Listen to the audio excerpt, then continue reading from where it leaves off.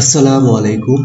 আজকের ভিডিওতে আমরা সিআরপিসির সেকশন 420 নিয়ে ডিসকাস করব। এখানে বলা হচ্ছে যে যদি অ্যাপিলেট বা আপিলকারী জেলের মধ্যে থাকে তাহলে সে কিভাবে আপিল ফাইল করবে।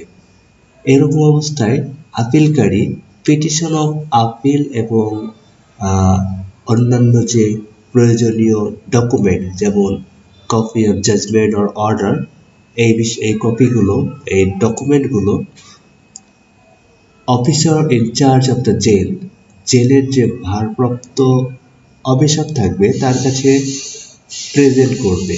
এরপরে সে অফিসার এটা প্রপার আপিল কোর্টে উপস্থাপন করে আপিল ফাইলের ব্যবস্থা করবে। Okay, thank you for watching.